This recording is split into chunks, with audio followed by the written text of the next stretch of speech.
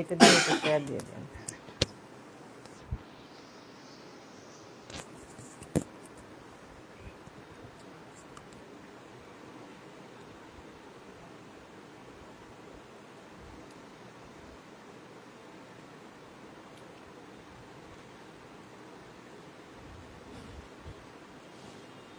ক্যামেরার দিকে মুভ করে থাকবো না?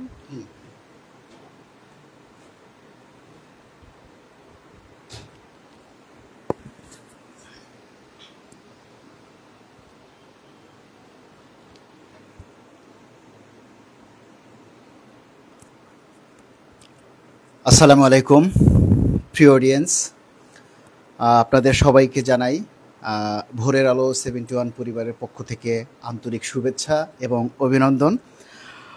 আমরা আজকে সরাসরি লাইভে যুক্ত হয়েছি সরকারি প্রাথমিক বিদ্যালয়ের সহকারী শিক্ষক খায়রুন নাহার লিপি, যিনি একজন আপোষহীন নেত্রী এবং তিনি সাধারণ সম্পাদক বাংলাদেশ শিক্ষক সমিতি কেন্দ্রীয় কমিটির। আমরা আজকে তার সাথে সরাসরি লাইভে যুক্ত হয়েছি। আপনারা যারা এই মুহূর্তে লাইভে আছেন সবাই লাইভটি শেয়ার করে আপনাদের মতামত উপস্থাপন করবেন। আমরা আজকে বিভিন্ন বিষয় নিয়ে আলাপ করব। আপনারা জানেন যে আর মাত্র কয়েক ঘন্টা পরেই আমাদের যে 2025-26 অর্থ বছরের বাজেট ঘোষণা করবেন ডক্টর সালেউদ্দিন আহমেদ স্যার, অর্থ উপদেষ্টা।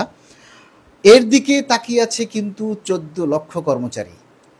এবং আপনারা এও জানেন যে আমরা দীর্ঘ 10টা বছর এই আমাদের বেতন বৃদ্ধি নেই, এটার অপেক্ষায় আমরা আছি। তো আমরা আজকে আপার সাথে আমরা অনেক বিষয় নিয়ে আলোচনা করব। আপনারা সাথে থাকুন। আপা কেমন আছেন? আসসালামু আলাইকুম, ধন্যবাদ ভোরের আলো 71। আপনাকে অশেষ কৃতজ্ঞতা এবং ধন্যবাদ জানাচ্ছি যে আপনি আজকে গুরুত্বপূর্ণ একটি দিবসে আপনি আমার কাছে ছুটে এসেছেন। আমি আপনাকে অনেক অনেক অভিনন্দন এবং পাশাপাশি আপনার টিমের যারা আছেন, বিশেষ করে মহার্ঘ ভাতা নিয়ে যারা কাজ করছেন, দীর্ঘদিন রাজপথে আছেন, সেই সকল নেতৃবৃন্দের প্রতি আমার অতল শ্রদ্ধা জানাচ্ছি এবং আজকের লাইভে দেশ এবং দেশের বাইরে থেকে যারা যুক্ত আছেন সকলের প্রতি অনেক অনেক শুভেচ্ছা, সালাম এবং আশা করছি আপনারা আজকের পুরো আলোচনায় আমাদের সঙ্গে কমেন্টে যুক্ত থাকবেন, আপনাদের অভিমত ব্যক্ত করবেন। ধন্যবাদ। আপা, আর মাত্র কয়েক ঘন্টা পরে আমাদের বাজেট ঘোষণা হবে 2 জুন। আমরা আগে থেকেই জানি, বিভিন্ন পত্রপত্রিকা এবং মিডিয়ার মাধ্যমেই যেটা আমরা জানতে পেরেছি যে আমাদের মাননীয় অর্থ উপদেষ্টা আমাদের বাজেট ঘোষণা করবেন। তো আসলে কীরকম বাজেট চাচ্ছেন, যে আপনাদের আসলে প্রত্যাশা কি, সরকারি কর্মচারীদের প্রত্যাশাটা কতটুকু? চমৎকার একটি কথা বলেছেন আপনি। আসলে প্রত্যাশা কি, আমরা তো আসলে প্রত্যাশার জন্য আমরা তো আসলে আমাদের প্রত্যাশার জায়গাটা আমরা এমনভাবেই মেলে ধরেছি, কিন্তু আমাদের প্রত্যাশার জায়গা আমরা যতবারই মেলে ধরছি আমাদের ডানা কেটে দেওয়া হচ্ছে। তো সেই জায়গাটি থেকে যেহেতু এখন অন্তর্বর্তীকালীন সরকার আছেন, এই অন্তর্বর্তীকালীন সরকারের কাছে কিন্তু আমাদের প্রত্যাশার জায়গাটা অনেক বেশি এবং সেই প্রত্যাশার জায়গা থেকে আপনারা সকলেই জানেন যে 2015 সালে সর্বপ্রথম পে কমিশন বা পে স্কেল ঘোষণা করা হয় এবং তৎকালীন সময়ে কিন্তু সেই পে কমিশন বা পে স্কেলের সাথে তারা অঙ্গীকারবদ্ধ ছিলেন যে তারা প্রতি বছর পে স্কেলের সাথে বেতন বৃদ্ধি করবেন এবং সেই বেতন বৃদ্ধির সাথে সাথে মানে পে স্কেলের সমতা থাকবে। কিন্তু আমরা আসলে বাস্তবিক অর্থে যে জিনিসটি দেখেছি যে অঙ্গীকারের সঙ্গে এবং বাস্তবায়নের সাথে বিস্তর ফারাক। আমরা দেখেছি যে আমি আমার যে মূল বেতনটায় আছি আজকে সেই 10 বছর পরেও সেই একই জায়গায় আমি স্থির আছি, কিন্তু দ্রব্যমূল্যের যে সীমাহীন বৃদ্ধি, এই সীমাহীন বৃদ্ধির সঙ্গে আমরা আমাদের জীবনের যে তাল মেলাতে পারছি না, আমরা যে আসলে ধুকে ধুকে মরছি, এই জিনিসটা কিন্তু আসলে কেউ দেখছে না। কিন্তু পে স্কেল ঘোষণা করা হলো, পে কমিশন সেই 2015 সালে গঠিত হলো, কিন্তু 10 বছর আগে, হ্যাঁ 10 বছর আগে, কিন্তু সেই জায়গাটির যে আরেকটু পরিবর্ধন কিংবা সংযোজনের বা নতুন করে ঢেলে সাজাবার যে বিষয়টি, সেই জিনিসটির প্রতি কিন্তু রাষ্ট্রের কোনো আর দায় ছিল না। সেই জায়গাটি থেকে আজকে যেহেতু আমাদের অন্তর্বর্তীকালীন সরকারের একটি বিশেষ দিন, এই যে সরকারি কর্মকর্তা বলেন, কর্মচারী বলেন, সকলের জন্যই আজকে একটি বিশেষ দিন। তো সেই জায়গাটি থেকে আমার প্রত্যাশার জায়গা হচ্ছে আমাদেরকে অবশ্যই আমাদের যে মানে পে স্কেল যেটি, সেই জায়গাটিকে ঢেলে সাজিয়ে আমাদেরকে মহার্ঘ ভাতা 50% আমরা দাবি করছি। সেই জায়গাটিতেই দ্রব্যমূল্যের সাথে সামঞ্জস্য রেখে, যাতে আমরা কর্মচারী যারা আছি, আমরা যারা শিক্ষক আছি, আমাদের যেন বেঁচে থাকার জন্য ন্যূনতম যেন আমরা ডাল ভাত খেয়ে আমরা যেন সামনের দিনগুলো দিনাতিপাত করতে পারি। আপনারা অনেকেই জানেন যে বর্তমানে যে আমাদের যে বেতনের যে অবস্থা, আমাদের যে বেতন স্কেল, মাসের 15টি দিন যাওয়ার পরে কিন্তু আমাদের হাতে টাকা থাকে না। সেই উদ্বৃত্ত টাকার জন্য আমাদের ঋণগ্রস্ত হতে হচ্ছে। আপনারা জানেন যে অনেকেই এখন মানে বিপদগ্রস্ত হয়ে, অনেকে অবসাদগ্রস্ত হয়ে মৃত্যুর সাথে পাঞ্জা লড়ছে। এটি হচ্ছে কর্মচারীদের আসলে প্রতিনিয়ত চিত্র, বাস্তবিক চিত্র। ধন্যবাদ। আমরা কিন্তু অনেক জায়গায় খবর পাই যে এই যে মানুষের যে যারা ছোট কর্মচারী, এদের ভিতরে কয়েকজনই কিন্তু দেনার দায়ে আত্মহত্যা করছে। এই যে জিনিসগুলি, একটা সরকারি কর্মচারী হয়ে যদি তাকে দেনার দায়ে আত্মহত্যা করতে হয়, সেটা কিন্তু আমাদের দেশের জন্য একটা লজ্জা, হুমকি, এবং দেশের জন্য লজ্জাই না, আগামী প্রজন্ম যারা আছে তারা অনেকেই কিন্তু এই সরকারি চাকরির প্রতি আস্থা হারিয়ে ফেলবে। একদম আজকে কিন্তু অনেকেই বাহির থেকে অনেক কথা বলে যে এই যে যারা কর্মচারী যারা আন্দোলন করছে, হ্যাঁ, অনেকেই আমরা বাহির থেকে শুনি যে তারা বলে আপনাদের না পোষালে আপনারা চলে যান।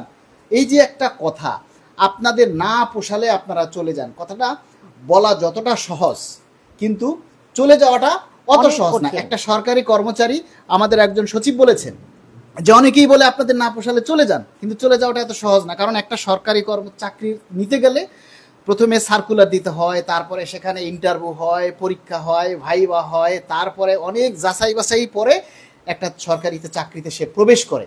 এখান থেকে আমি বললাম যে না পোষালে আপনি চলে যান, কিন্তু যে আসবে ওয়েলকাম, আমার পোষাইলো না আমি চলে গেলাম। কিন্তু এখন যে নিয়ে আপনি যারা নিয়ে আসবেন, আপনার যে 2 দিন পর আপনার যে পোষাবে না, সেই গ্যারান্টিটা কি আপনি দিতে পারেন? এটাই এবং এই জায়গাটি যে অন্য পেশায় চলে যাওয়া বা না পোষালে অন্য পেশায় চলে যাওয়া, যেই চেয়ারে বসে এই কথাগুলো যারা আওড়ায়, তাদের বাস্তবিক পরিস্থিতি বা তাদের জীবনযাত্রার মান আর যাদেরকে অন্য পেশায় চলে যেতে বলা হয় তাদের জীবনযাত্রার মান কিন্তু এক নয়। তারা আসলে মাঠ পর্যায়ে মানুষের সম্পর্কে, জীবন সম্পর্কে তাদের কোনো ধারণাই নেই। এবং তৃণমূল পর্যায়ে একজন কর্মচারীর জীবনযাপন, বা আমি যেহেতু শিক্ষক, আমি আমার শিক্ষকতার জায়গা থেকে বলছি, এখন কিন্তু মেধাবী তরুণরা কিন্তু শিক্ষকতা পেশায় আকৃষ্ট হচ্ছে না। পাশাপাশি সরকারি চাকরির প্রতি তাদের কোনো মোহ নেই। আগে যেমন সরকারি চাকরিকে সোনার হরিণ বলা হতো, এখন আসলে সরকারি চাকরিকে কিন্তু রাষ্ট্রের মানে জাতাকলে পিষ্ট হওয়া বলে। যেমন আপনি দেখেন, মানে অনেক ভালো মেধাবী শিক্ষার্থীরা প্রয়োজনে বিদেশে গিয়ে তারা হচ্ছে ভবন নির্মাণের কাজ করছে, শ্রমিকের কাজ করছে, তবুও এদেশের প্রতি তাদের কোনো মোহ নেই। আপনারা কিন্তু জানেন যে আমাদের একজন মানে মেধাবী শিক্ষক আছে, শমশের সর্দার। তিনি কিন্তু হার্ভার্ড বিশ্ববিদ্যালয় থেকে তিনি ডিগ্রি সম্পন্ন করলেন, এবং তিনি দেখেন, আমার কাছে কেন যেন মনে হচ্ছে যে উনি যে এদেশের জন্য এসে যে আবার নতুন করে কোনো কিছু ভাববেন, কারণ সে ভাববে কিভাবে, কারণ সে ওই জায়গায় গিয়ে সে পরিশ্রম করে তার সন্তানদের নিরাপত্তা দিতে পারছে, তার স্ত্রীকে নিরাপত্তা দিতে পারছে, তার বাবা মায়ের জীবনের নিরাপত্তা দিতে পারছে। কিন্তু তিনি যখন এখানে এসে সরকারি প্রাথমিক বিদ্যালয়ের একজন শিক্ষক হিসেবে আবার ব্যাক করবেন, তখন কি তিনি এই জিনিসগুলো করতে পারবেন?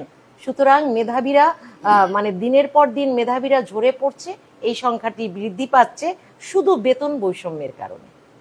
আচ্ছা, বৈষম্য এই একটা যে শব্দ, যে বৈষম্যটা বাংলাদেশের মানে মানুষের সাথে, রক্তের সাথে যেন মিশে গেছে। এদেশ থেকে কোনোদিন বৈষম্যটা যাবে না। কারণ কি দেখেন, একজন কর্মচারী আর একজন ঊর্ধ্বতন কর্মকর্তার মধ্যে যে আকাশ পাতাল একটা পার্থক্য, তেলে আর জলে যেমন মিশে না, তেমনি আমরা মানুষ হওয়া সত্ত্বেও কিন্তু কর্মকর্তা আর কর্মচারী আলাদা একটা মানে ডিফেন্স থেকে যায়, অথচ সংবিধানে কিন্তু বলা আছে যে কর্মকর্তা বলে কোনো কথা নেই, অল আর গভর্নমেন্ট এমপ্লয়ার, এবং সবাই সরকারি চাকরিজীবী, সবাই কর্মচারী। কিন্তু একটা বৈষম্য হচ্ছে কি, ঊর্ধ্বতন যারা কর্মকর্তা, অনেকেই আছে যারা প্রশাসনিক ক্যাডার, সচিব বা তারও ঊর্ধ্ব আগে যারা আছেন, তাদের দেখেন তাদের কিন্তু বিভিন্ন ভাতা আছে। একজন সচিব গাড়ি কেনার জন্য 50 লক্ষ টাকা লোন পায়, সেটা মেনটেনেন্স করার জন্য প্রতি মাসে মানে 30 লক্ষ টাকা লোন পায়, প্রতি মাসে আবার 50,000 টাকা মেনটেনেন্স খরচ পায়, বাবুর্চি খরচ পায়, তারপরে দারোয়ান খরচ পায়, আরও যে টেলিফোন বিল এটা সেটা সব কিছু ও ভাতাগুলি দিয়ে তাদের হয়ে যায়। আর একজন সরকারি কর্মচারী 8,250 টাকা, আর কোথায় 78,000 টাকা, মানে 70,000 টাকা ডিফারেন্স। তাহলে কিভাবে বৈষম্য দূর হবে? আবার এখন যদি দেখেন এই যে রাস্তায় আন্দোলন করে কর্মচারীরা, আপনারা শিক্ষকরা আন্দোলন করছেন, কর্মচারীরা আন্দোলন করছে, আমাদের এই যে সম্মুখ সারির যারা নেতা যেমন ওয়ারেস আলী, মুখ্য সমন্বয়ক খায়ের আহমেদ মজুমদার, তারপরে লুৎফুর রহমান, মাহমুদুল হাসান, সালদার রহমান, আনিসুর রহমান শিক্ষক, আপনি আছেন, এছাড়া আরও অনেক শিক্ষক নেতা আছে, অনেকেই কিন্তু নিজের পকেটের টাকা খরচ করে, কোনো কর্মচারী, কোনো অডিয়েন্স বা কেউ কিন্তু 2 টাকা দিয়ে আগায় আসে না, সবাই নিজের পকেটের টাকা দিয়ে আন্দোলন করছে, সংগ্রাম করছে, পুলিশের জল কামান খাচ্ছে। আবার এই কর্মচারীদেরকে এই প্রতিহত করার জন্য কালো আইন তৈরি হয়েছে। তারপরও কিন্তু যখন দেখবেন যে দিন শেষে মহার্ঘ ভাতাটা দিবে, ওই কর্মকর্তারাই বেশি পাবে। একদম একদম। তাহলে এই ক্ষেত্রে আপনার মানে মানে আপনার কাছ থেকে কি শুনবো, এই বৈষম্যটা আসলে কিভাবে যাওয়া যায়? তো এই যে বৈষম্যের যে জায়গাটি, শোনেন, আমরা কি দেখলাম আগস্টের পরবর্তী সময়ে আমরা একটা স্লোগান দেখলাম যে বৈষম্য মুক্ত বাংলাদেশ গড়ব। তো বৈষম্য মুক্ত বাংলাদেশ গড়ব বা প্রতিটি জায়গায় যে পরতে পরতে যে বৈষম্যগুলো আছে, সেই বৈষম্য নিরসনের জন্য কিন্তু বর্তমান সরকার কাজ করে যাচ্ছে। তো আসলে এই জায়গাটিও কিন্তু আমরা কিন্তু সেরকম কোনো প্রতিচ্ছবি বা কোনো প্রতিফলন এখন পর্যন্ত দেখতে পাচ্ছি না। আমার এই কথাগুলো শুনতে অনেকের কাছে খারাপ লাগে, কারণ আমি আপনাকে বলি, মানে আমাদের দেশে কিন্তু এখনো প্রভু এবং ভৃত্য এই জায়গাটির মতন করেই কিন্তু সরকারি কর্মকর্তা এবং কর্মচারীদের মধ্যে একটি বিরাজমান মানে বৈষম্য পরিলক্ষিত হচ্ছে। এটি কিন্তু একদম মানে দিনের মতো পরিষ্কার। কারণ আপনি দেখেন একজন কর্মকর্তা এবং একজন কর্মচারীর মধ্যে যে বেতনের যে বিস্তর ফারাক, এটি থেকে কিন্তু আপনি শুধু মানে আর্থিক নিরাপত্তার কথাই আপনি শুধু চিন্তা করবেন না, আর্থিক নিরাপত্তার সাথে কিন্তু আর্থিক মানে অবস্থা থেকে কিন্তু আপনার সামাজিক অবস্থাটাও কিন্তু নির্ণয় করা হয়। আপনি যখন দেখবেন যে আর্থিক অবস্থাটার যখন এত বিস্তর ফারাক, তখন কর্মকর্তা এবং কর্মচারীর মধ্যে মানসিকও একটি বিস্তর ফারাক থাকে। তাদের এই যে মানে বিস্তর ফারাক থেকে তারা সহজে মানে এই যে কর্মচারীদেরকে কিন্তু কর্মচারী হিসেবে ভৃত্যের মতোই আচরণ করে, আর তারা থাকে প্রভু হয়ে। এই যে জায়গাটি, এই জায়গাটি থেকে বর্তমান যে অন্তর্বর্তীকালীন সরকার, আমি মাননীয় প্রধান উপদেষ্টা মহোদয়ের দৃষ্টি আকর্ষণ করব, যেহেতু দীর্ঘদিন ধরে আমাদের খায়ের মজুমদার ভাই, ওয়ারেস আলী ভাই সহ যারা নির্লসভাবে মানে এই যে কর্মচারীদের যে মানে বৈষম্য নিরসনের জন্য যারা মাঠ পর্যায়ে কাজ করছে, আমি তাদের প্রতি কৃতজ্ঞতা জ্ঞাপন করে আমি বলবো, মাননীয় প্রধান উপদেষ্টার দৃষ্টি আকর্ষণ করে বলবো, আপনি একজন শিক্ষাবিদ, আপনি একজন সুশীল, আপনি অর্থনীতি নিয়ে কাজ করেছেন, আপনি অর্থনীতির যে এই যে অর্থনীতির মানে অর্থনৈতিক দৈন্যতা থেকে পরিত্রাণের জন্য বা অর্থনৈতিক ভারসাম্যের চিত্রটা কর্মকর্তা এবং কর্মচারীদের মধ্যে যাতে সাদৃশ্যমানের যে জায়গাগুলো যাতে বৈষম্যটা অধিক পরিলক্ষিত না হয়, সেই জায়গাটি মাননীয় উপদেষ্টা মহোদয়ের সদয় দৃষ্টি কামনা করছি। কারণ আপনি পারবেন আমাদের এই বৈষম্যটা নিরসনের জন্য। আর আপনি যদি রাষ্ট্রের কর্মচারীদের দিকে না তাকান, রাষ্ট্রটাকে কিন্তু রাষ্ট্রের কর্মচারীরাই কিন্তু এই রাষ্ট্রের হাল ধরে আছে, কর্মকর্তারা না, তারা হচ্ছে নীতি নির্ধারণী পর্যায়ে আছে। কিন্তু পরিকল্পনা বাস্তবায়নের জন্য এই কর্মচারীরাই কিন্তু দিন রাত নির্লস পরিশ্রম করে তাদের শরীরের ঘাম ঝরাচ্ছে। এই ঘাম থেকে ঘাম শুকাবার আগেই যেন তাদের আসলে আর্থিক নিরাপত্তাটা, আর্থিক বৈষম্যটা দ্রুত সময়ের মধ্যে ঘুচিয়ে নবম পে স্কেল বাস্তবায়নের জন্য যেন আমাদের রাষ্ট্রের কর্ণধর ডক্টর ইউনূস মহোদয় যেন আমাদের দিকে সদয় দৃষ্টি রাখেন, সেই প্রত্যাশাই থাকবে। বিদেশে দেখবেন যে বহির্বিশ্বে, বিশেষ করে চায়না, আরও যে দেশগুলি আছে, এরা দেখবেন যে কর্মকর্তা আর কর্মচারীর মধ্যে কোনো লেভেল নেই। ওরা কাজের ফাঁকে ফাঁকে একটা বিশ্রামের ব্যবস্থা রাখে, এমনকি দুপুরের টাইমে 1 ঘন্টা বা আধা ঘন্টা ঘুমানোর পর্যন্ত তারা সময় দেয়, যাতে তাদের মেন্টালিটি থাকে, কাজের গতিটা বৃদ্ধি পায়। আর আমাদের দেশে কিন্তু কর্মকর্তা আর কর্মচারীর মধ্যে বিস্তর একটা ফারাক রয়েছে। এখন আমাদের কর্মকর্তা আর কর্মচারীর যে বর্তমানে যে আর্থিক যে বিষয়টা, আর্থিক যে বৈষম্যটা, বাজারের জিনিসপত্রের দাম কিন্তু সবার জন্য এক।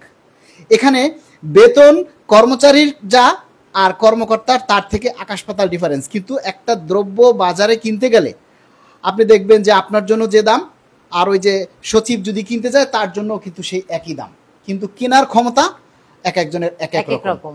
তো আমরা দেখছি যে মাঠ পর্যায়ে যে কর্মচারী আছে তাদের শুধু এখন এইটাই দাবি যে আমরা যেন সর্বনিম্ন 6,000 টাকা আমরা মহার্ঘ ভাতা পাই, যে সর্বনিম্ন এবং সর্বোচ্চ একটা ধাপ তো থাকবে, সেখানে আমরা সর্বনিম্ন 6,000 টাকা যাতে পাই। আবার এখান থেকে 5% যে বিশেষ সুবিধা, সেটা কিন্তু উড্ড করে নিয়ে যাবে বলেছে। আর আপনি হয়তো জানবেন যে জনপ্রশাসন মন্ত্রী তো উনি কিন্তু বলেছেন যে 1 জুলাই মহার্ঘ ভাতা যেটাই দেয়া হোক সেটা বেসিকের সাথে যুক্ত হবে, এবং বেসিকের সাথে যদি এইটা যুক্ত হয় তাহলে কর্মচারীরা কিছুটা লাভবান হবে। এবং এই দাবিটাই আমরা করছি, এবং আপনাদের মাধ্যমেও আমরা এই দাবিটা আশা করছি যে এই দাবিটা আপনারা সবাই করুন, যাতে বেসিকের সাথে যাতে সবাই যুক্ত হয়, তাহলে সকল কর্মচারীরা কিন্তু বেনিফিট হবে এবং আমরা কিছুটা আর্থিক যে রাহুগ্রাস আছে সেই রাহুগ্রাস থেকে আমরা মুক্তি পাবো, এবং সেটি মানে সরকার যেন আমাদের এই চাওয়াটার যেন পূর্ণতা লাভ করেন। আজকে যেন সেই ঘোষণাটা আসে, সেই প্রত্যাশাই আমরা রেখে আগামী 2 জুন যে বাজেট ঘোষণা আসবে, সেই বাজেটটা যেন একটা ঐতিহাসিক বাজেট হয়। সেই বাজেটটা যেন সরকারি কর্মচারীদের ক্লান্তি, 10 বছরের যে ক্লান্তি, সেই 10 বছরের ক্লান্তিটা যেন দূর হয়। অর্থাৎ ওই দিন যেন তারা, সামনে যে কোরবানির ঈদ আসতেছে, এটা একটা ঈদ, ঈদের আনন্দটা যেন তারা সেলিব্রেট করতে পারে। আমরা সরকারের কাছে এই প্রার্থনাই করব, কারণ এটা বৈষম্যহীন সরকার। কোনো সরকারই কিন্তু সুনাম দিয়ে যেতে পারে না, সর্বশেষ একটা বদনাম নিয়ে যেতে আমরা মনে ধরবো এই যে প্রফেসর ডক্টর ইউনূস স্যার, উনি নির্বাচিত সরকার না, বৈষম্যহীন সরকার, বিপ্লবী সরকার। উনি যাতে কর্মচারীদের মাথার তাজ হয়ে থাকে, আমরা সেটা আশা করব। এবারে আমরা একটু ভিন্ন খাতে যাচ্ছি। যে প্রিয় অডিয়েন্স আপনারা আছেন, অনেকেই কমেন্ট করছেন, আপনারা বিভিন্ন দাবি নিয়ে আপনাদের মতামতগুলি তুলে ধরবেন, এবং অবশ্যই লাইভটা শেয়ার করে দিবেন, আর ভোরের আলো পেজে একটা ফলো দিয়ে সাথে থাকবেন। আপনারা জানেন যে বাংলাদেশের শিক্ষা ব্যবস্থার যে প্রাথমিক যে স্তর, সেটা হচ্ছে প্রাথমিক বিদ্যালয়। এই প্রাথমিক বিদ্যালয় কেউ পড়াশোনা না করে, কোনো আমলা, সচিব, মন্ত্রী, মিনিস্টার, এই যে আজকের প্রধান উপদেষ্টা ডক্টর ইউনূস স্যার, উনিও কিন্তু প্রাথমিক বিদ্যালয়ে পড়াশোনা করে অ, আ, ক, খ এগুলি শিখে তারপরে সেকেন্ডারি স্কুলে পা রেখেছেন। এবং প্রাথমিক স্কুলের যে শিক্ষকরা, আমরা যেটা জানি, তারা যে পরিশ্রমটা করে, বাচ্চারা যখন ক্লাসে চিল্লি করতে করতে, বিশেষ করে আমারই মনে পড়ে, আমি যখন প্রাইমারিতে ছিলাম, মানে সেই চিল্লি ক্লাসে টিচার না আসা পর্যন্ত, টিচার ক্লাসে আসলেও কিন্তু তাদের কান ফেটে যায় শব্দে। সেই যে তাদের মায়ের মতো স্নেহ দিয়ে, বাবার আদর দিয়ে পড়াশোনা করায়, সেই শিক্ষকরা আজকে কিন্তু সবচেয়ে বেশি অবহেলিত সারা বাংলাদেশে। এবং অন্যান্য উন্নত বিশ্বের শিক্ষকদের সম্মান অনেক উপরে, কিন্তু বাংলাদেশেই কিন্তু শিক্ষকদের সম্মান একেবারেই নিচে। একজন শিক্ষক যদি 13তম 14তম গ্রেডে চাকরি করে, এবং শিক্ষক কেন কর্মচারী হবে? এই প্রসঙ্গটা নিয়ে আমি আপনার কাছে শুনতে চাই যে শিক্ষক সে কেন কর্মচারী, এইটার ব্যাখ্যাটা একটু আপনার কাছে আমরা শুনতে চাই। আমি আসলে আপনার প্রতি এতটাই কৃতজ্ঞ, মানে আপনি কিন্তু মানে সবসময় রাজপথের একজন বলিষ্ঠ নেতৃত্ব, বিশেষ করে কর্মচারীদের অধিকার আদায়ের জন্য, অধিকার প্রতিষ্ঠার জন্য। তো আমি আসলে আপনার প্রতি কৃতজ্ঞতা জানাচ্ছি এই কারণেই যে সারা বাংলাদেশের শিক্ষকদের প্রতি আপনার যে মমত্ববোধ, আপনার যে শ্রদ্ধাবোধ, এবং আপনি শিক্ষকদের অধিকারের সঙ্গে আপনি একাত্মতা পোষণ করেছেন। আসলে শিক্ষক, আপনি দেখেন শিক্ষকদের নিয়ে কিন্তু কেউ ভাবার নেই, বিশেষ করে প্রাথমিক বিদ্যালয়ের শিক্ষকদের নিয়ে। যেমন ছোটবেলায় নদী পার হতে যারা শিখিয়েছে, সেই কাণ্ডারিগুলোকে মানুষ আর মনে রাখে না। এটি কিন্তু আমাদের রাষ্ট্রের জন্য অশনির সংকেত। কারণ আপনি যদি আপনার ভিতটাকে মজবুত করতে না পারেন, আপনি যদি আপনার ভিতটাকে যদি ভঙ্গুর করে দেন, অবশ্যই আপনার পরবর্তী ধাপগুলো, পরবর্তী ফাউন্ডেশনটা মানে নড়বড়ে হবে, এটাই স্বাভাবিক। আমার কাছে দীর্ঘদিনের অবজারভেশন বলেন, দীর্ঘদিনের অভিজ্ঞতা থেকে বলেন, আমার কাছে যেটা মনে হচ্ছে যে প্রাথমিক শিক্ষাটাকে যদি উন্নতির সোপানে নিয়ে যাওয়া হয়, তাহলে হয়তো দেশের একটি পরিবর্তন চলে আসবে দ্রুত। আমার মনে হচ্ছে যে কোনো একটি মানে ষড়যন্ত্র বলেন বা কোনো একটি নীল নকশার কারণেই প্রাথমিক শিক্ষাটা দিনের পর দিন অন্ধকারেই নিমজ্জিত। মানে সরকার আসে, সরকার চলে যায়, আমাদের প্রশাসনিক বলয়ে যারা সর্বোচ্চ কর্তা ব্যক্তি, মানে সচিব স্যার, ডিজি স্যার, মন্ত্রী মহোদয় বলেন, উপদেষ্টা বলেন, মানে সব জায়গাগুলোর কিন্তু পরিবর্তন হয়। কিন্তু আমাদের প্রাথমিক শিক্ষা নিয়ে আমরা দেখি তারা অনেক চেষ্টা করছেন, অনেক কিছু করছেন, অনেক ধরনের বাস্তবায়নের পথে হাঁটছেন, পরিকল্পনা নিয়ে দৌড়াদৌড়ি করছেন। কিন্তু দিন শেষে যখন দেখি তারা চলে যাচ্ছে, এবং সেই আবার মানে ছোটবেলায় আমরা হুজুরের কাছে কোরআন শরীফ পড়তাম না, তো দেখতাম যে হুজুর পরিবর্তন হলে আবার নতুন করে সেপারা পড়াতো। মানে আপনি যখনই মানে আলিফ বা তাসা, এটা আবার নতুন যে হুজুর আসতো, ওই হুজুর কোরআন শরীফ ধরাতো, আবার যখন নতুন হুজুর আসতো তখন আবার নতুন করে সেই সিপারা আলিফ বা তাসা থেকে শুরু করতো। আমার কাছে প্রাথমিক শিক্ষার এই জায়গাটিও এখন মানে মনে হয় যে নতুন নতুন হুজুর আসে, আবার নতুন জায়গা থেকে আবার শুরু হয়। এই যে জায়গাটা, মানে এই জিনিসটা কিন্তু আসলে গভীরভাবে উদ্বেগের বিষয়, গভীরভাবে ভাবার বিষয়। আসলে এখন অন্তর্বর্তীকালীন সরকার এসেছে, আর শোনেন, কালো আইন, কালো আইন কথা বললেই কালো, মানে কথা বললেই কণ্ঠরোধ করা হবে, এটা তো রাজনৈতিক সরকারের আমলেই ছিল। মানে 2019 সালে সম্ভবত এই কালো আইনের যাত্রা শুরু হয়েছিল। তাহলে বাংলাদেশের সকল কিছুর যদি পরিবর্তন আনয়ন হয়, সকল নীতি নির্ধারণী পর্যায়ের সকল জায়গার যদি পরিবর্তন হয়, তাহলে এই জায়গাটা কেন থাকবে? এটা হচ্ছে আমার সকলের কাছে প্রশ্ন। তো এখন যে জিনিসটা আমি বলবো যে শিক্ষকদের নিয়ে ভাবার জায়গাটি সময় এসেছে। এখন যারা কর্তা ব্যক্তি আছেন, যারা নীতি নির্ধারণী পর্যায়ে আছেন, আপনাদের কাছে আকুল আবেদন থাকবে, আপনাদের শিক্ষকদের নিয়ে আপনারা ভাবুন। আপনারা বিভিন্ন প্রশিক্ষণ বলেন, বিভিন্ন ধরনের প্রজেক্ট, ওই জিনিসগুলো কাদের জন্য করবেন? ওই জিনিসগুলো তো শিক্ষকরাই তো প্রয়োগ করবে মাঠে। তাহলে শিক্ষকদের জীবনযাত্রার মান নিয়ে না ভাবলে উন্নত ল্যাপটপ, উন্নত ক্লাসরুম, মাল্টিমিডিয়া প্রজেক্ট, এগুলো আসলে হাতে আসবে না। কারণ আপনার হাতকে বলিষ্ঠ করতে হলে আপনার শরীরে পর্যাপ্ত পুষ্টি সরবরাহ করতে হবে। তো আপনার আচ্ছা আপা, আমি একটু জানতে চাই যে একজন সহকারী শিক্ষক প্রথম যখন প্রাথমিক বিদ্যালয়ে ঢুকেন, তখন তার কোয়ালিফিকেশনটা কি থাকে? এখন তো স্নাতকের নিচে তো কেউ ঢুকতে পারে না। আগে অনেক আগে এসএসসি পাস ছিল, কিন্তু এখন তো মানে ন্যূনতম স্নাতক পাস লাগবে। আর আপনি স্নাতক পাস, তারা যোগ্যতা চাইলেও কিন্তু স্নাতক পাশের মানে ছেলেমেয়েরা ঢুকছে না। স্নাতকোত্তর, তারপরে আরো অনেক অনেক ডিগ্রি নিয়ে কিন্তু প্রাথমিক বিদ্যালয়ের শিক্ষকরা এখন ঢুকছে। হ্যাঁ, এখন আপনারা বলতে পারেন যে আপনারা কেন এত যোগ্যতা নিয়ে আসছেন? আরে বাবা, এত যোগ্যতা নিয়ে তো শিক্ষক কোথা পেশায় আসতে হবে। উন্নত দেশে তো সবচেয়ে উচ্চ, না এটা কিন্তু আমাদের দেশে এই যে যোগ্যতা মানে কোয়ালিফিকেশন, অর্থাৎ আমাদের দেশের যেই হারে ছেলেমেয়েরা বিশ্ববিদ্যালয় থেকে বা বিভিন্ন ভার্সিটি থেকে পাশ করে বের হয়, মাস্টার্স করে, অনার্স মাস্টার্স কমপ্লিট করে, সেই যোগ্যতা অনুযায়ী তো চাকরি নেই। যেমন একটা আমি দেখেছি সরকারি চাকরি, যেমন একটা চতুর্থ শ্রেণীর সরকারি চাকরি, এমএলএসএস, তারপরে পিয়ন, খালাসি, যে কোনো পদেই অষ্টম শ্রেণী লেখে, ঠিক আছে? কিন্তু এখন কিন্তু অষ্টম শ্রেণী কোনো পাস নাই। আগে অষ্টম শ্রেণীর পাস ছিল, এখন ন্যূনতম হচ্ছে কি ইন্টারমিডিয়েট, এর নিচে এখনও আমরা শুনছি যে মেট্রিকের কোনো সার্টিফিকেট থাকবে না, সব ইন্টারমিডিয়েট থেকে। তো সর্বনিম্ন মেট্রিক পাস কিন্তু মানে অষ্টম শ্রেণী পাস কিন্তু আর থাকছে না। তো যেখানে অষ্টম শ্রেণী পাশের যোগ্যতা দেখে, সেখানে কিন্তু ডিগ্রি পাস, অনার্স করা ছেলেরা আবেদন করে বসে থাকে, কেননা চাকরি নেই। তা এখন যদি একজন শিক্ষক এই কোয়ালিফিকেশন নিয়ে এখানে প্রবেশ করে, আর সবচেয়ে বড় যেটা কথা, একজন শিক্ষক হচ্ছে কি মানুষ গড়ার কারিগর। আমরা তাদেরকে বলি যে একজন শিক্ষক হচ্ছে মানুষ গড়ার কারিগর। সে যদি একটা স্টুডেন্টকে উল্টা পড়ায় তাহলে ওই ছাত্র সারা জীবন উল্টাই পড়বে, সে আর কখনো দিক পড়তে পারবে না, দিকভাবে পড়তে পারবে না। আর একজন শিক্ষক হচ্ছে কি জ্ঞানের ভান্ডার, সে জ্ঞান দান করবে।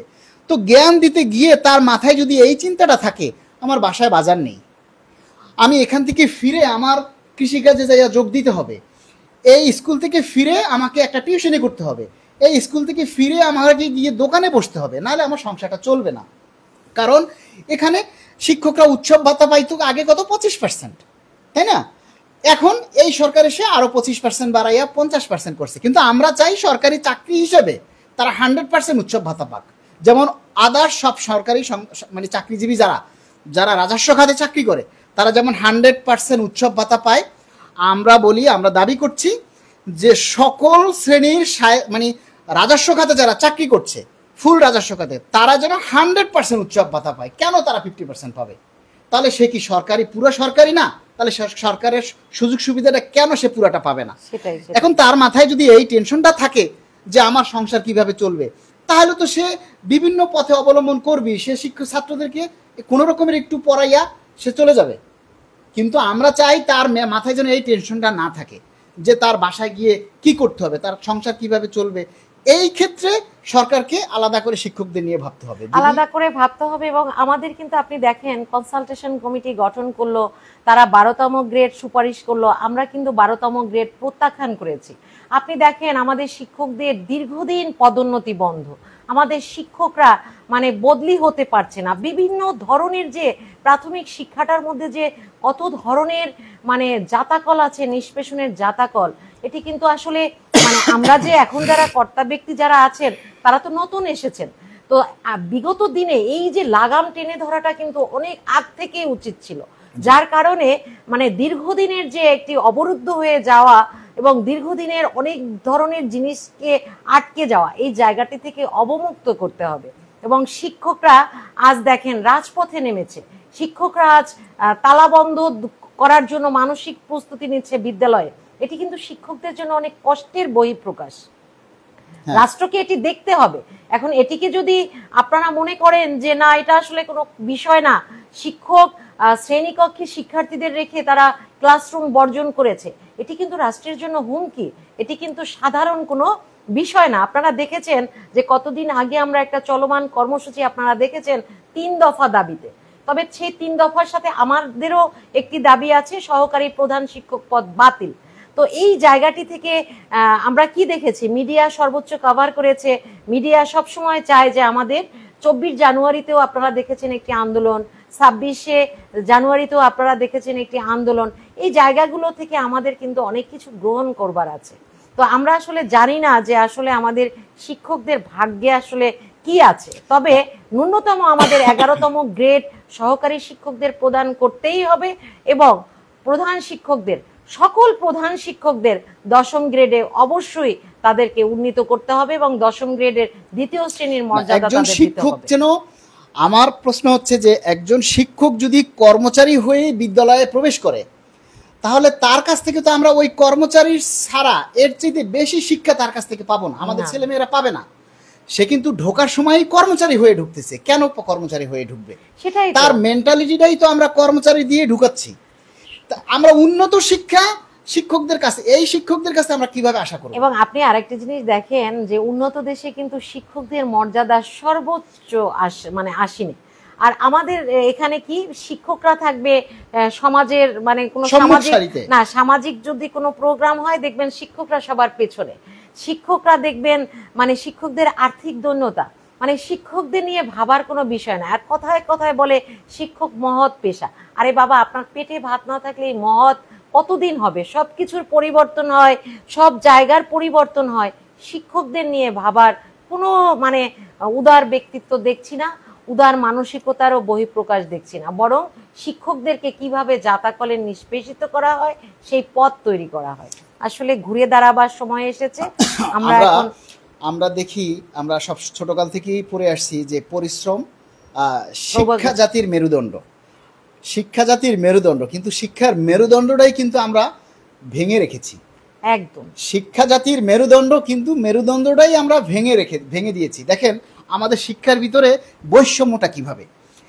একজন ডিপ্লোমা ইঞ্জিনিয়ার যারা প্রকৌশলী, তারা কিন্তু মেট্রিক পাশ করে ডিপ্লোমা পড়াশোনা করতো। প্রকৌশলী যারা, তারা পড়াশোনা শেষ করে 4 বছরে ডিপ্লোমা কমপ্লিট করার পরে তারা 10ম গ্রেডে চাকরিতে ঢুকে। আবার সেই ক্যাটাগরি অনুযায়ী দেখবেন একজন নার্স, সেও কিন্তু মেট্রিক পাশ করে নার্সিং সেবায় ঢোকে। 4 বছরে ডিপ্লোমা করে তারা কিন্তু স্বাস্থ্য খাতে 10ম গ্রেডে চাকরিতে প্রবেশ করে। ঠিক আছে।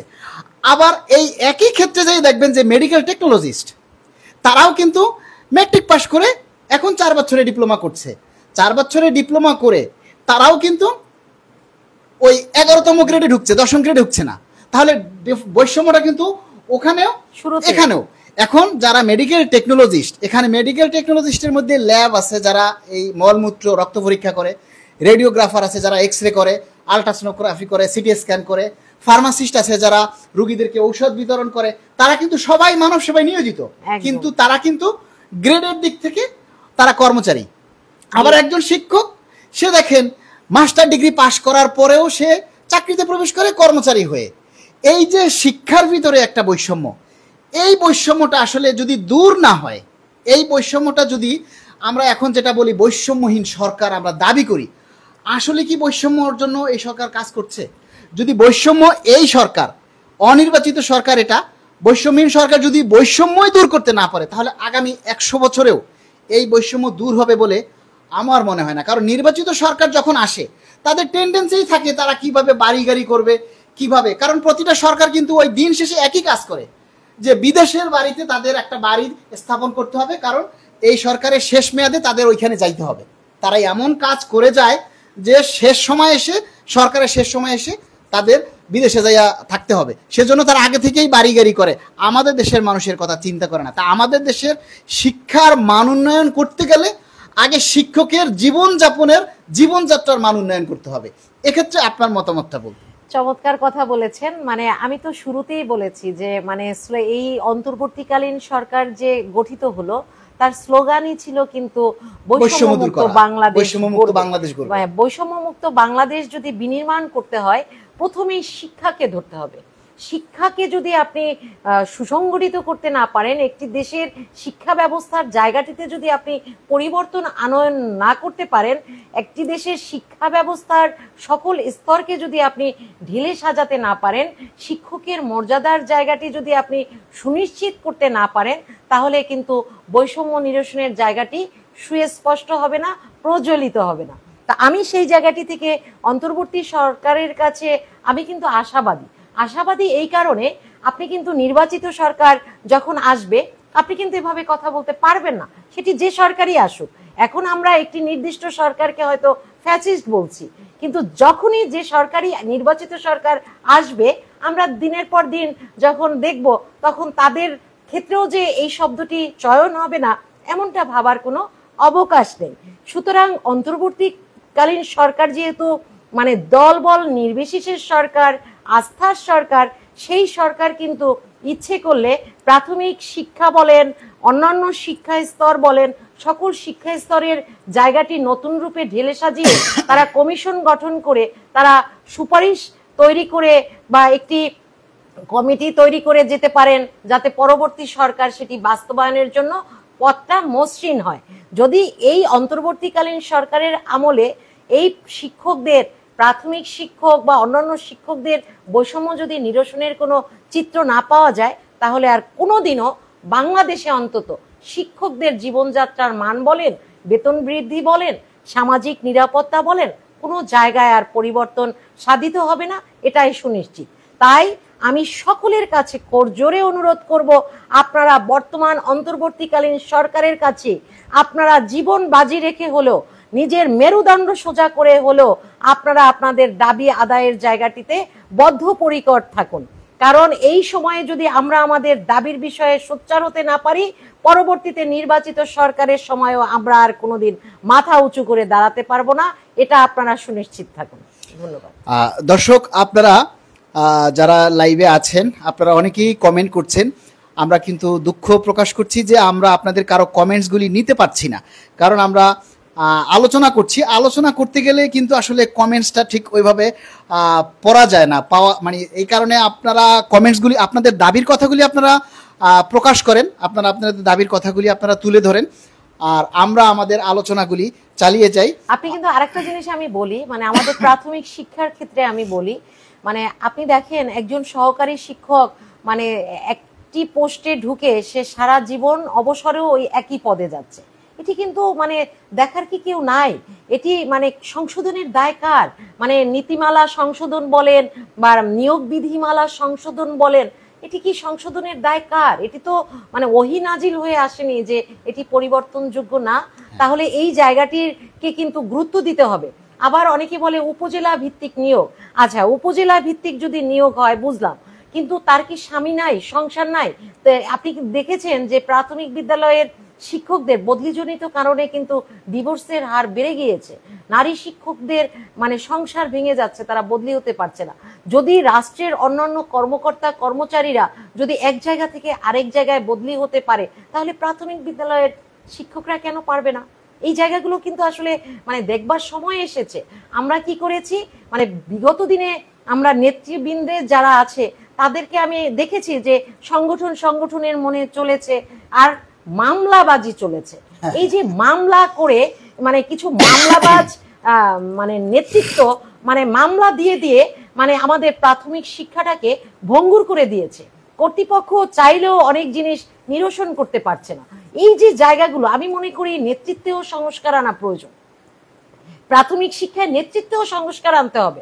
যদি আপনারা প্রাথমিক শিক্ষায় নেতৃত্বে সংস্কার আনতে না পারেন, আমরা বিগত দিনেও যারা দেখেছি আমাদের ভাগ্য উন্নয়নে সভা সেমিনারে গিয়ে কথা বলছে, তারা এখনো আমাদের ভাগ্য উন্নয়ন ভাগ্য নির্ধারণের জন্য সভা সেমিনারে কথা বলছে।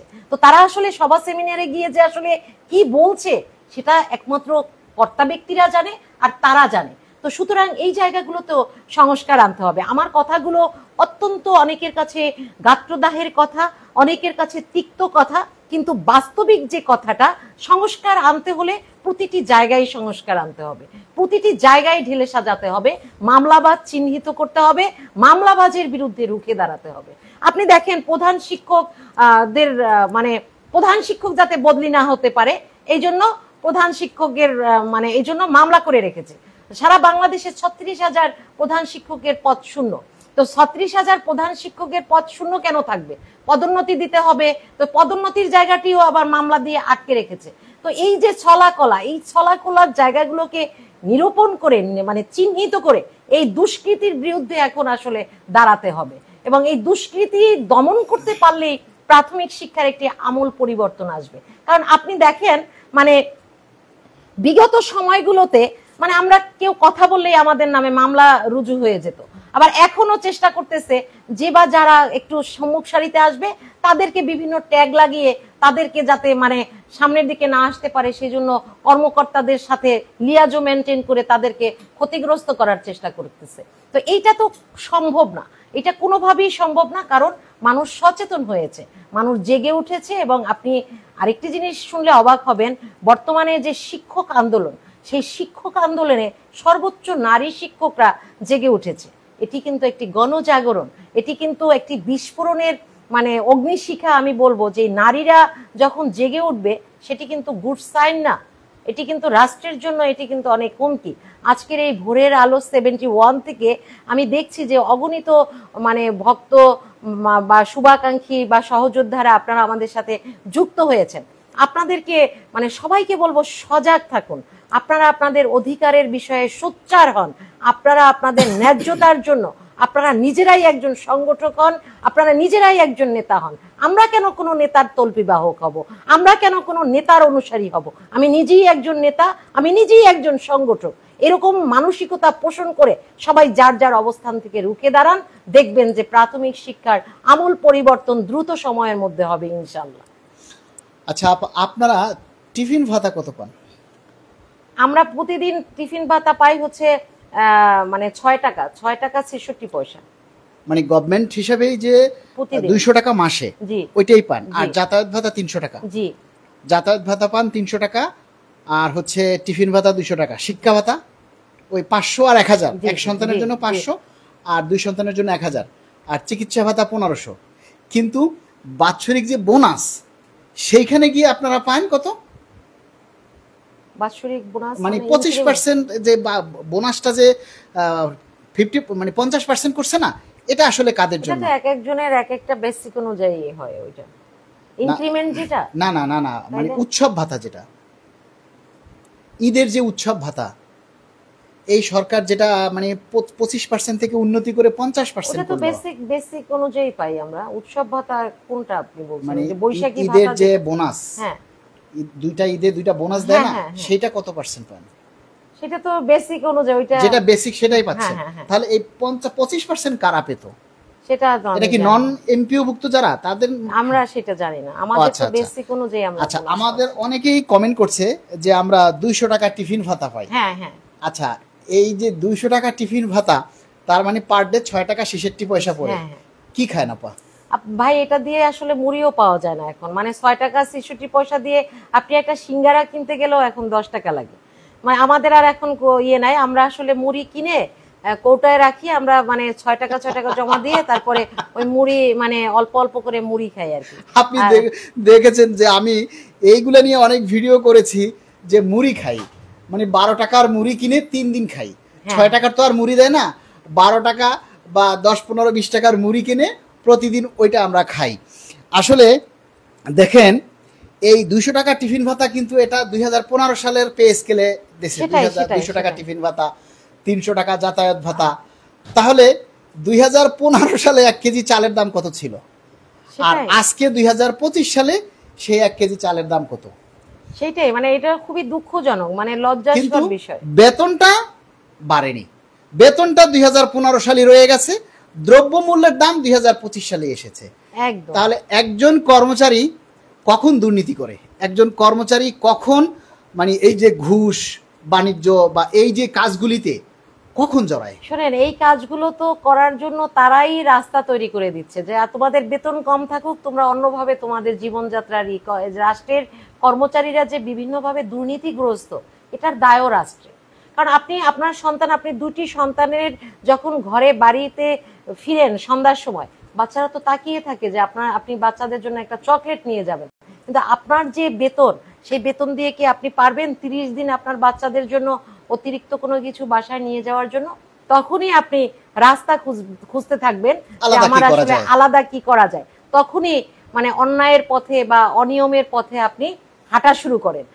এই দায় কিন্তু আমি মনে করি ওই ব্যক্তি না, এই দায় হচ্ছে রাষ্ট্রের আইনের, রাষ্ট্রের, এবং রাষ্ট্র করতে বাধ্য করছে। তো এই জায়গা থেকে উত্তরণের জন্য আমাদের অবশ্যই এখন রাষ্ট্র ধরলাম আপনার কথাই ঠিক, যে রাষ্ট্র একটা মানুষকে বিপথে যাওয়ার জন্য তৈরি করছে। আসলে কি সবাই কি ঘুষ খেতে পারে?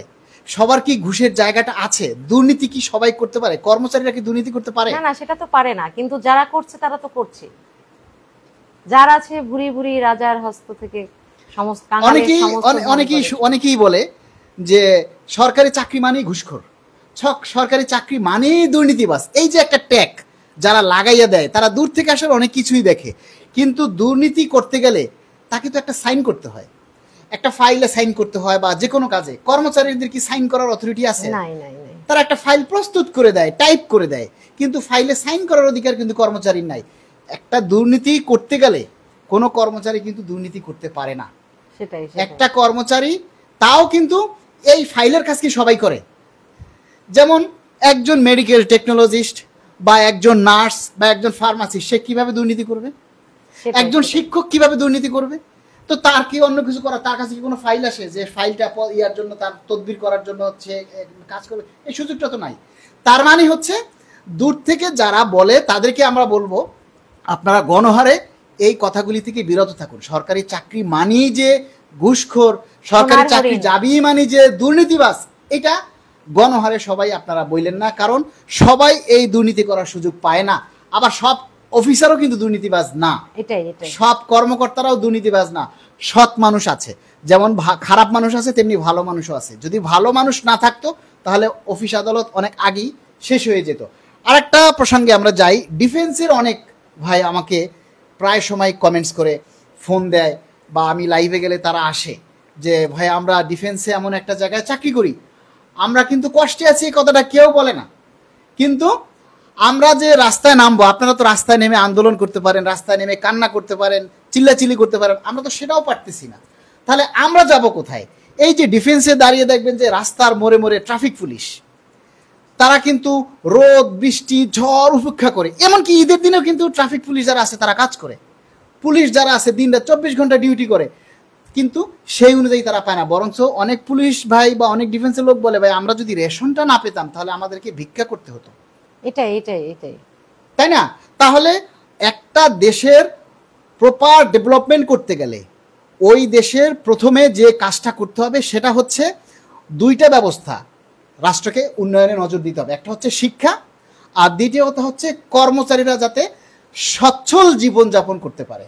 যদি তারা সচ্ছল জীবনযাপন না করতে পারে তাহলে তার ভিতরে একটা মানসিকতা থাকবে, আমি যে আজকে বাসায় যাব, বাসায় বাজার লাগবে, আমি কি নিয়ে যাব, আমার পকেটে পয়সা নেই, তাহলে বাধ্য হয়ে আমাকে একজনের কাছ থেকে আমার চাইতে হবে যে ভাই এই কাজ করতে গেলে এই টাকা লাগবে, এটা করতে গেলে। কোনো মানুষ কিন্তু দুর্নীতি করতে চায় না, নর্মালি কোনো কিন্তু মানুষ খারাপ পথে যেতে চায় না। সেটাই, যেহেতু এটা মুসলিম কান্ট্রি, কোনো মানুষই কিন্তু খারাপ পথে যেতে চায় না, কিন্তু সে বাধ্য হয়ে, যারা করছে তারা কিন্তু বাধ্য হয়ে। আর কিছু আছে নেচার, যেটা করতে হবে সেটা বাদ দিলাম, সে সংখ্যা কম, একেবারেই গুটি কয়েক।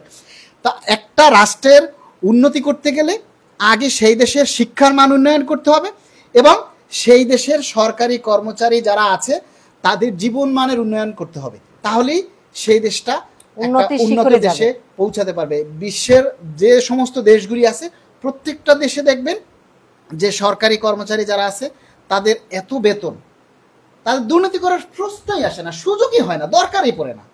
কারণ তার যে বেতন পায়, খেয়ে পরে তারপর সে অঢেল পরিমাণ জমাইতে পারে, তাহলে তার দুর্নীতি করার দরকারটা কি?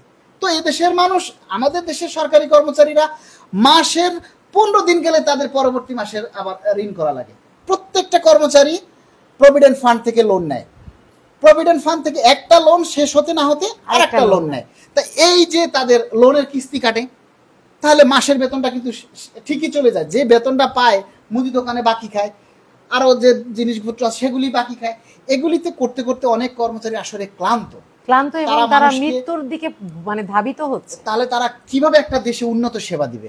একটা উন্নত সেবা দিতে গেলে তার আগে ফ্রেশ মাইন্ড লাগবে। আসলে মানে আমি, অনেকে বলে কি যে লাইভ কেন করা হয়, মানে এই কথাগুলো কেন বলা হয়। আচ্ছা, না বললে আপনাদের কি মানে উপদেষ্টা মহোদয় এই যে সামাজিক যোগাযোগ মাধ্যম থেকে কেউ হয়তো মানে নেগেটিভ ভাবে তাদেরকে পৌঁছাচ্ছে, কেউ পজিটিভলি পৌঁছাচ্ছে তো এই বার্তাগুলো তো চলে যাচ্ছে। আমি বলবো আপনারা সবাই সামাজিক যোগাযোগ মাধ্যমে আপনাদের অধিকারের ব্যাপারে সোচ্চার হন। এটিকে আপনারা কোনো দুর্বল প্ল্যাটফর্ম ভাববেন না। কারণ আপনি অ্যাপ্লিকেশন দিচ্ছেন, স্মারকলিপি দিচ্ছেন, সেটি কি আসলেই আমাদের মানে দৃষ্টিগোচর হচ্ছে মাননীয় উপদেষ্টার বা রাষ্ট্রের সর্বোচ্চ ব্যক্তিদের কাছে? পৌঁছায় না। তাহলে আপনার পৌঁছানোর উপায় হিসেবে আপনি এই সামাজিক যোগাযোগ মাধ্যমকে আপনারা নিতে পারেন। সামাজিক যোগাযোগ মাধ্যমকে যারা বিকৃতভাবে উপস্থাপন করেন তারা ভুলে আছেন। কারণ আপনার এই যে আত্মচিৎকার, আপনার এই আত্মহাহাকার, আপনার এই না পাওয়ার বেদনাগুলো আপনি কিভাবে পৌঁছাবেন? পৌঁছানোর অন্যতম বাহন আমরা কিন্তু আপা যারা সরকারি চাকরিজীবী, আমরা কিন্তু কখনোই সরকারের বিরুদ্ধে না।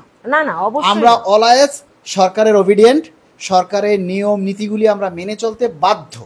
কারণ যখন যে সরকার আসবে সেই সরকারের আদেশ নিষেধ মানতে আমরা বাধ্য, এবং আমরা মেনেই কিন্তু যারা সরকারি চাকরি করে সেই আদেশ নিষেধ মেনেই আমরা কাজ করছি। তো সেই ক্ষেত্রে আমরা অবশ্যই চাইব সমাজ সংস্কারক হিসেবে কাজ করতে। কারণ একটা সমাজের যে অসঙ্গতি আছে, একটা সমাজের যে না বলা দিকগুলি রয়েছে, সেই দিকগুলি তুলে ধরার জন্য এই মিডিয়া। আমরা কিন্তু কোনো সাংবাদিক না, আমরা কিন্তু, আমি আমার পার্সোনাল পেজে আমরা আমাদের কর্মচারীদের দুঃখের কথাগুলি আমরা প্রকাশ করছি সরকারের কাছে, যাতে এই বার্তাটা সরাসরি পৌঁছায়। এটা কিন্তু আপনাকে স্যালুট, আপনি স্যালুট পাওয়ার যোগ্য। কারণ আপনি আপনার শ্রম, আপনার অর্থ, আপনার সময় সবকিছু নষ্ট করে কাজ করছেন। এটাকে যদি আমরা মানে অন্যভাবে নেই, বাণিজ্যিক আকারে নেই, সেটি অন্য বিষয়। এটা নিয়ে যদি কেউ নেগেটিভ কথা বলে সেটি ভিন্ন বিষয়। কিন্তু এটা তাদের মানসিক দৈন্যতা। কিন্তু এই জায়গাটি আমাদের সবাইকে, এই সামাজিক যোগাযোগ মাধ্যম বলেন, এই প্ল্যাটফর্মটাতে সবাইকে সোচ্চার হতে হবে। কারণ আপনি সোচ্চার না হলে আপনার দাবি দেওয়া কারো কর্ণপাতও হবে না, আমরা দাবি দেওয়া বাস্তবায়নের মুখও আমরা। একটা সরকারের প্রধান যিনি হন তিনি কিন্তু কখনোই চান না একটা দেশের ক্ষতি হোক, কিন্তু তার আশেপাশের যে শাখা প্রশাখা ডালপালাগুলি সেগুলি একটা সরকার প্রধানকে সঠিক পথে পরিচালিত করে না, একদম একদম। যার কারণে সরকার বিভ্রান্তিতে পড়ে। কোনো সরকার কিন্তু এটা চায় না, কিন্তু সরকারকে যারা পরিচালিত করে সেই যে তাদের আশেপাশের যে মানুষগুলি তারা সরকারের কাছে সঠিক জিনিসটা উপস্থাপন করে না। আমি আপনাকে এই জায়গাটা একটু সংযোজন করছি। যেমন আমাদের শিক্ষক সংগঠনগুলো যারা এখন নিয়ন্ত্রণ করছে তাদেরকে যদি আপনি যুক্তি খণ্ডন করতে যান, তখন কয়েকজন আবার সেখানে বলে কাদা ছোড়াছুরি হচ্ছে, কাদা ছোড়াছুরি হচ্ছে। তার মানে কি জানেন, তারা যুক্তি খণ্ডন বা সঠিকটাকে গ্রহণ করতে চায় না, যার কারণেই কিন্তু আমরা বারবার বারবার বিপদগামী হচ্ছি।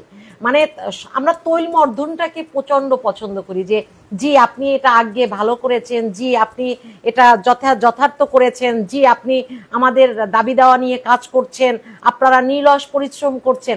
আরে বাবা, পরিশ্রম যেটি করছি সেটির জন্য যদি আমি কোনো ফলাফলই না পাই, বারবার যদি আশ্বস্তের কাছে যদি আমাদের হেরে যেতে হয়, তাহলে কি মানে কোনো আপনাকে যুক্তি খণ্ডন করা যাবে না? আপনাকে যৌক্তিকভাবে সঠিক পথ আমরা দেখাবো না?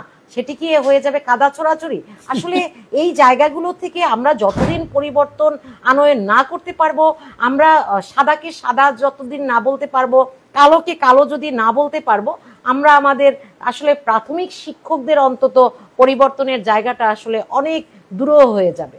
মানে কিছু হলেই বলে কি, কোনো সত্য উপস্থাপন করলেই বলে কাদা ছোড়াছুরি করছেন, বিভাজন করছেন। মানে সবকিছু গোপন রাখতে হবে, মানে সবকিছু জেনে শুনে বুঝেও আমি চোখের সামনে দেখছি যে কি কি হচ্ছে সেটিও গোপন রাখতে হবে, যাতে পরবর্তীতে মানে নিজেদের ভাগ্যগুলো নিয়ে বিতাড়িত হতে হয়। তো আসলে এই জায়গাগুলো থেকে সবাইকে সচেতন হতে হবে। এটার মূল কারণ কি জানেন? এই যারা বলে কাদা ছোড়াছুরি, এর মূল কারণটা হচ্ছে হিংসা, প্রতিহিংসা। একদম একদম। প্রতিহিংসাটা কখন আসে? যখন একটা সংগঠন হয়, সেই সংগঠনে যারা নেতৃত্ব দেয়, যখন নেতৃত্বে কিন্তু অনেকেই আগাইয়া যায়, অনেকে পিছাইয়া যায়। নেতৃত্ব কিন্তু শুধু বললেই হয় না, নেতৃত্ব একজন নেতা বা একজন নেত্রীর অনেকগুলি গুণ থাকতে হয়। সেই গুণে গুণান্বিত যখন সামনের দিকে হয় এবং সামনের দিকে এগিয়ে যায়, তখনই যারা পিছনে আছে তারা তাকে টেনে ধরে, এবং তারা চেয়ারের পাগল, সুসংগঠিত থাকে, পদের পাগল, পদের পাগল। তো যদি উপযুক্ত পদটা না পায়, তখনই কি করে? সংগঠনটাকে ভেঙে দেয়। সংগঠনকে ভেঙে সে তখন আর একটা সংগঠন তৈরি করে। তাহলে এই একটা সংগঠনের যে শক্তিটা থাকে সেটা ভেঙে দুর্বল হয়ে যায়। এখন এইভাবে ভাঙতে ভাঙতে আমাদের সংগঠনগুলি অনেকগুলি সংগঠনে চূর্ণ হয়ে গিয়েছে। তারপরও আমরা কিন্তু একটা ধারায় যেতে চাই না।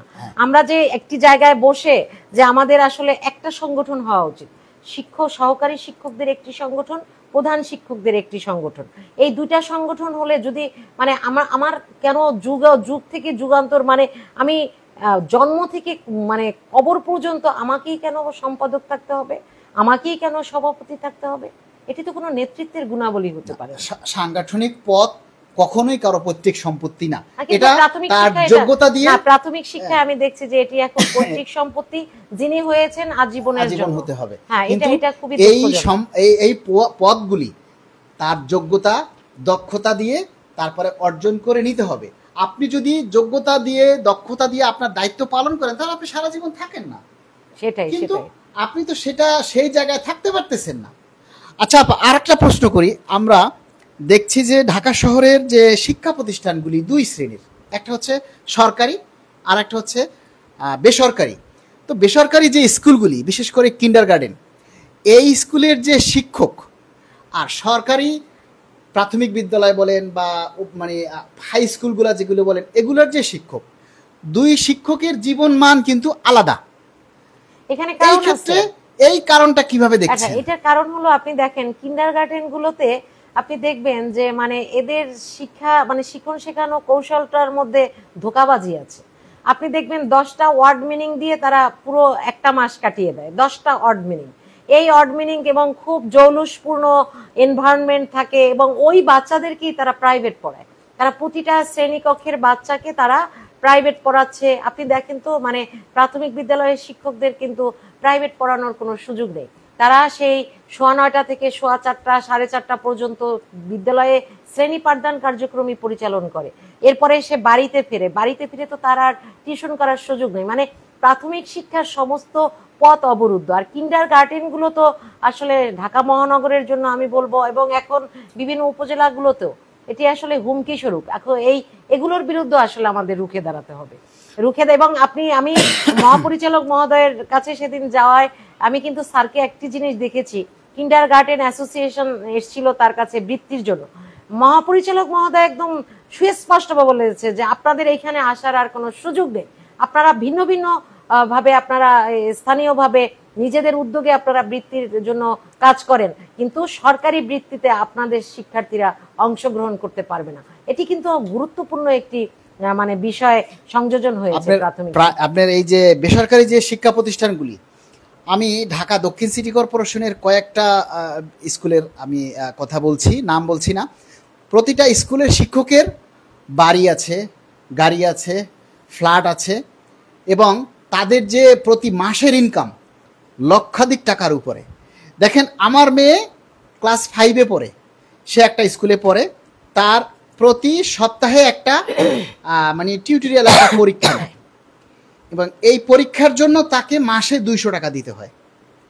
তারপরে মাসে বেতন নেয় 1200 টাকা, আর ওই প্রতি সপ্তাহে একটা পরীক্ষা নেয়, সেই পরীক্ষার জন্য দিতে হয় 200 টাকা। তাহলে 1400 টাকা আমাকে একটা ক্লাস 5-এর জন্য বেতন দিতে হচ্ছে, ঠিক আছে। আবার পরীক্ষার ফি সেটাও এই টাকা, মানে আর তাদের পড়াশোনার যে পদ্ধতি সেগুলি আর কি বলবো, মানে প্রাইভেট ছাড়া তাদের কোনো পথ নেই। কিন্তু তাদের বেতন, তারা যে এত মানে মানে হায়ার মানে তাদের সেটা বলার মতো না।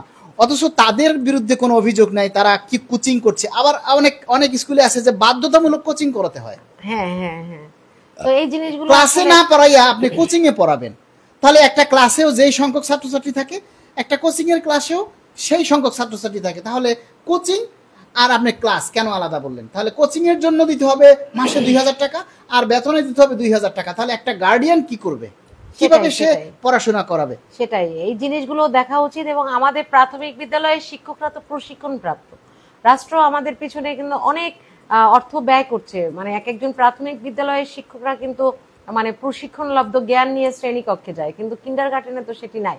তো যাই হোক, সবকিছু মিলিয়ে আমার কাছে মানে আমাদের মাননীয় প্রধান উপদেষ্টা, আমাদের প্রাথমিক ও গণশিক্ষা উপদেষ্টা, আমাদের মাননীয় সচিব, পাশাপাশি আমাদের প্রাথমিক শিক্ষা অধিদপ্তরের মাননীয় মহাপরিচালক মহোদয়ের দৃষ্টি আকর্ষণ করে বলবো, আপনারা আমাদের শিক্ষকদের গ্রেড উন্নয়ন, পাশাপাশি শিক্ষকদের সকল বৈষম্য নিরসনে আপনারা কাজ করুন। এবং আমরা চাই অচিরেই আমাদের শিক্ষকদের মানে যে কোনো সংকট মোচনের জন্য আপনারা দৃঢ় পদক্ষেপ নিয়ে আমাদের শিক্ষকদের শ্রেণীকক্ষে ফিরিয়ে দিবেন। যারা কর্মসূচি স্থগিত করেছে তাদের প্রতি কৃতজ্ঞতা জানাই, কিন্তু আশ্বস্তে কেন মানে কর্মসূচি স্থগিত হবে? এবং স্থগিতটা এমন একটি সময়ে এসে করা হলো যখন কোরবানির বন্ধ। আমি বারবার কিন্তু তাদেরকে বলেছি যে আপনারা এই কর্মসূচি স্থগিত করেন, আপনারা লাগাম টানেন, আপনারা একটা সর্বাত্মক একটি আন্দোলন কর্মসূচি ঘোষণা করেন। আমাদের রাজপথে নামতে হবে কেন? আমরা অধিদপ্তরের সামনে অনশনে বসতে পারতাম, আমরা অধিদপ্তরের সামনে আমরা আমাদের ক্ষুধার কথা বলতে পারতাম, আমাদের অমর্যাদার কথা বলতে পারতাম, আমরা কেন সেটি পারিনি?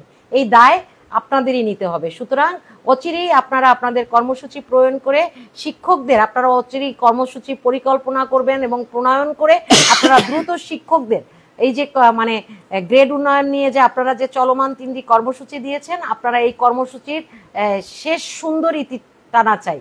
আপনারা একটা মিটিং করবেন, মিটিং করে আপনারা বের হয়ে বলবেন যে আলোচনা সফল হয়েছে।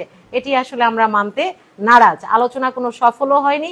এবং আপনারা মোটামুটি মানে কি বলবো, এগুলো আর বলতে চাই না, আপনারা দ্রুত সময়ের মধ্যে শিক্ষকদের অধিকার আদায় নিয়ে লড়াইয়ের বিষয়টা সুনিশ্চিত করবেন। এবং নেতৃবৃন্দের কাছে বলবো, যদি আপনাদের এই বর্তমান পরিস্থিতিতে যদি আন্দোলন কর্মসূচি চালিয়ে নেওয়া সম্ভব না হয়, আপনারা আমাদের সঙ্গে কথা বলুন, সকল শিক্ষকদের মতামত নিয়ে একটি সর্বাত্মক একটি কমিটি তৈরি করে সকলের মতামত নিয়ে আপনারা একটা যুগপৎ আন্দোলনের রূপরেখা তৈরি করবেন, সেই প্রত্যাশা রইল। ধন্যবাদ।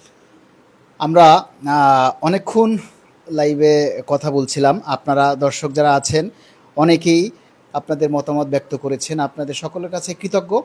আমরা সর্বশেষ যে জিনিসটা বলতে চাই যে শিক্ষক এটা হচ্ছে সমাজের 1 নম্বর একটা সম্মানজনক পেশা। শিক্ষকতার উপরে আর কোনো সম্মানজনক পেশা থাকতে পারে না। এই শিক্ষাটাকে আপনারা কলুষিত করবেন না, কারণ শিক্ষা নিয়ে যদি আপনারা কলুষিত করেন, শিক্ষা নিয়ে যদি আপনারা অন্যরকম চিন্তা করেন, তাহলে আপনাদের কাছ থেকেই কিন্তু মানুষ সব শিখবে, কারণ আপনারা হচ্ছেন জ্ঞানের ভাণ্ডার।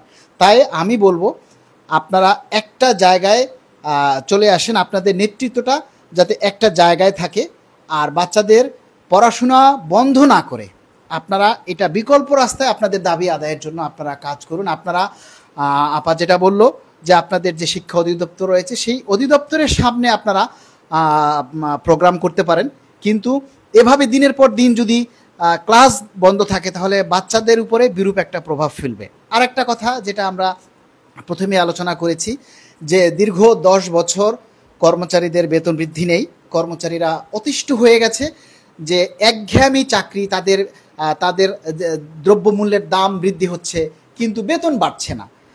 হ্যাঁ, এই সেদিন আমরা আন্দোলনে যে 16ই মে আমরা আন্দোলন করেছি, তখন একটা বাচ্চাকে দেখেছি একটা প্লেকার্ড লিখেছে, আমার বাবার বেতন বাড়িয়ে দিন। এই যে একটা আহাজারি, এই যে একটা আকুতি, অর্থাৎ তার বাবার বেতন যদি বাড়ে তাহলে নিশ্চয়ই তার কিছু চাহিদা পূরণ হবে। তো আমার যদি বেতন বৃদ্ধি না হয় তাহলে আমি আমার সন্তানের, আমি আমার স্ত্রী, আমার পরিবারের চাহিদা পূরণ করতে পারবো না। আর সরকার 6 সদস্যের পরিবার ঘোষণা করেছে, 2 ছেলে মেয়ে, হাজব্যান্ড ওয়াইফ এবং মা বাবা।